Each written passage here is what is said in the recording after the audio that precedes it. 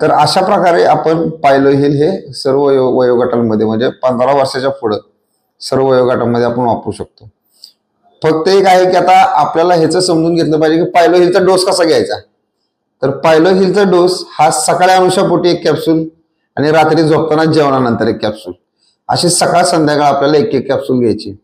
आणि जरी पेशंट्सला 3 दिवसामध्ये 7 दिवसांमध्ये लगेच फरक पडला तरीही त्यांनी ते बंद करू नये. हा डोस पूर्ण 2 महिने करावा. कारण की जसं किडनी स्टोन मध्ये रिपिटेशन्स होतं तसं पायल्स मध्ये सुद्धा रिपिटेशन होतं.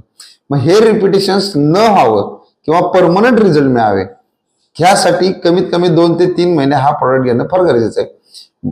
कधी कधी असं होतं की 3-4 दिवसामध्ये फरक पडला की लोक यूज करायचं म्हणजे बंद करतात किंवा थोडासा त्यात गॅप येऊन देतात. पण असं झालं की मग तो परत आहे त्या स्टेजला येऊन बसतो. त्यामुळे याचं डोसेज रेजिमेन प्रॉपर फॉलो करणे हे फार गरजेचं आहे. आता याच्यामध्ये डाएट एकतर वातुळ पदार्थ न खाणे, जास्त स्पायसी फूड न घेणे म्हणजे जास्त तिखट वगैरे खाऊ नये, ह्याच्या बाहेर काय, आणि नॉनव्हेज थोडंसं नॉनव्हेज वगैरे कंट्रोल करावं जोपर्यंत आपला डोस चालू आहे. त्याच्यानंतर तुम्ही खाल्लं तरी चालेल. तर अशा पद्धतीनं आपला वी आर मोर सोल्युशन्सचा पायलो हिल हा एकदम शुअर प्रोडक्ट आहे. आणि हा प्रोडक्ट आपला आपण जास्तीत जास्त पायच्या पेशंट पर्यंत एक हेल्थ सप्लिमेंट म्हणून पोहोचवावा आणि त्यातून त्यांना खूप चांगला फायदा होईल याची आपल्याला खात्री आहे. Thank you very much.